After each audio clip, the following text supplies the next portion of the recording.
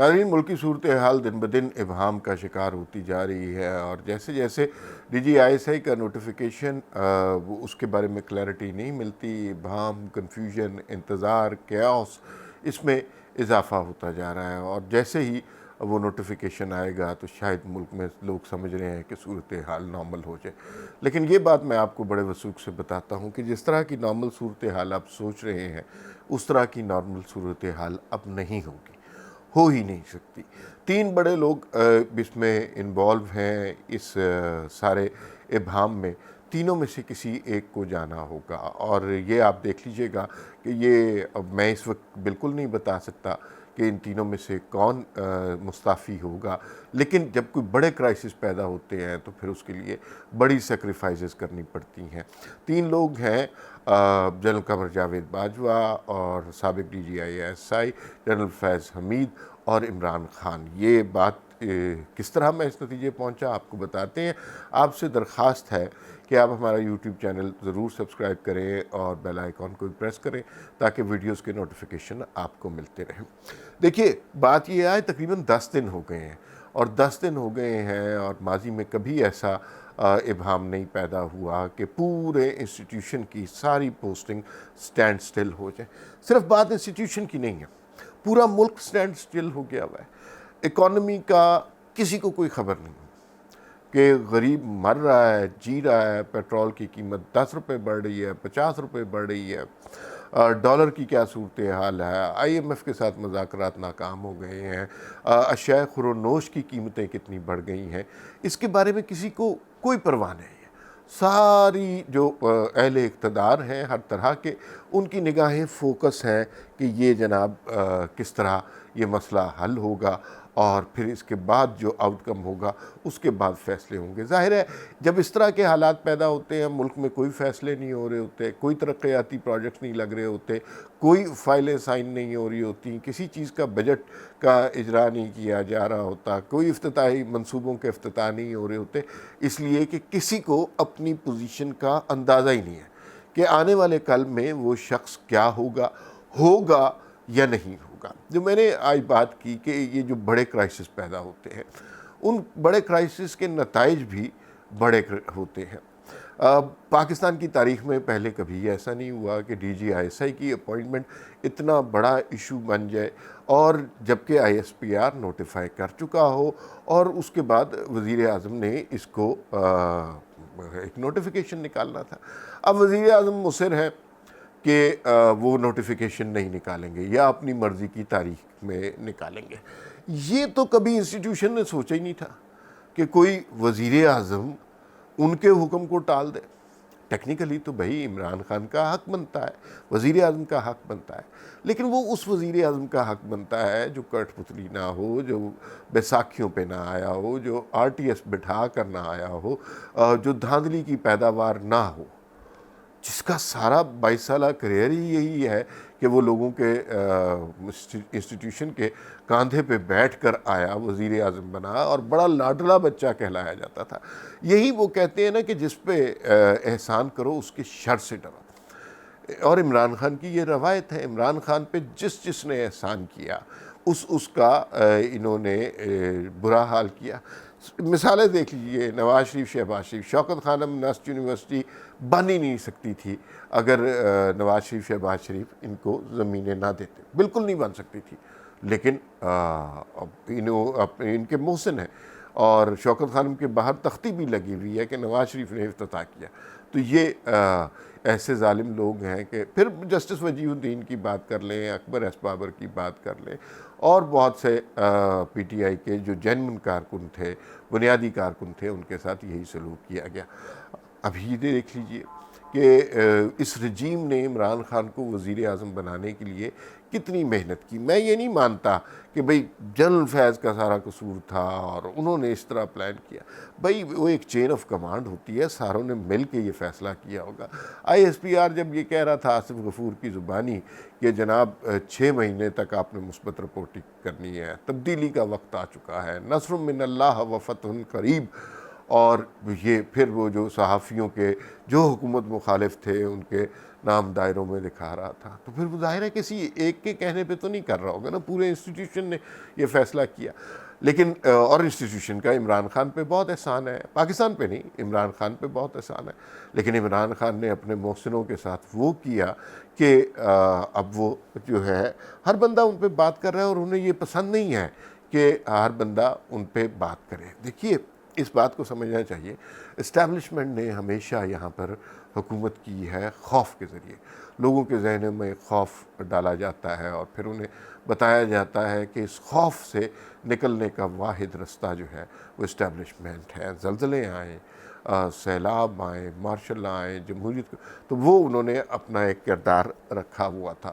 ISI کا chief اتنی مطلب اخبارات میں نام نہیں لکھ سکتے تھے، آپ پارا نہیں لکھ سکتے تھے، لیکن اس کے باوجود آج آپ دیکھ لیجئے کیا ہو رہا ہے.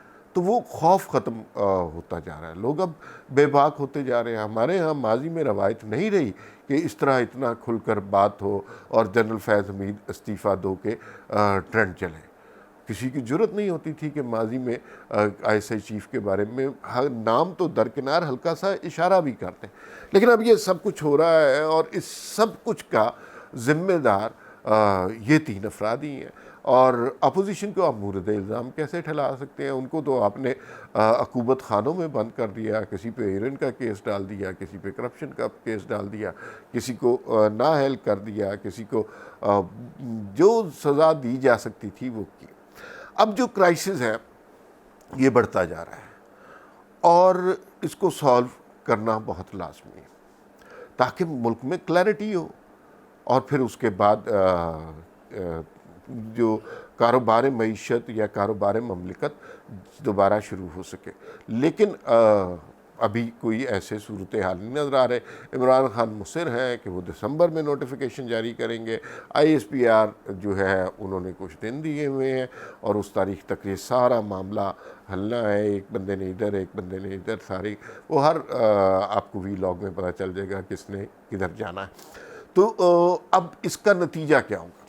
کیا یہ معاملات درست طریقے سے حل ہو جائیں گے اور جب جیسے ہی نوٹیفیکیشن آئے گا سب راضی خوشی ہنسی کے ساتھ رہنے لگ جائیں گے؟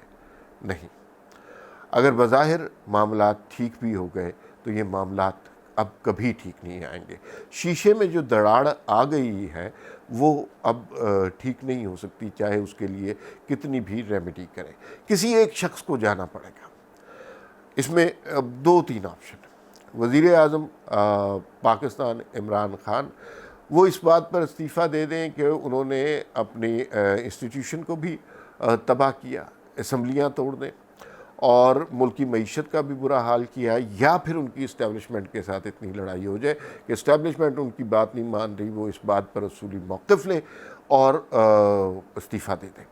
اچھا، اگر اصولی موقف لیں گے تو ان کی سیاست بچ سکتی ہے، لیکن مجھے نہیں توقع کہ عمران خان اصولی موقف لیں گے. دوسری بات، دوسرا استعفیٰ کس کا آ سکتا ہے؟ دوسرا استعفیٰ جنرل فیض حمید کا آ سکتا ہے، اس لیے کہ جس طرح نون لیگ نے انہیں کارنر کیا، جس طرح ان کے کارنامے جلسوں میں بیان کیے گئے کہ کس طرح ان سب لوگوں نے الیکشن کو لوٹا، آئین کو توڑا، تو اور اتنا پبلکلی ایکسپوز کبھی بھی کوئی اچھا کور کمانڈر نہیں ہوا.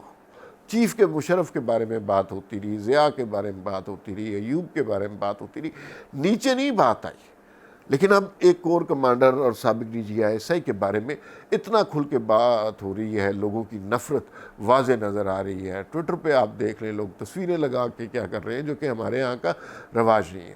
تو اس صورتحال پر ایک فوجی جو اخلاقی طور پر پاکستان اور پاکستانیوں کی حفاظت کے لیے کا حلف اٹھایا ہوا ہے، اس کو اس ہیوملیشن سے بچنے کے لیے، اپنے کردار کو بچانے کے لیے استعفیٰ دے دینا چاہیے. تو ایک تو یہ سچویشن ہو سکتی ہے کہ جنرل فیض حمید استعفیٰ دے دیں.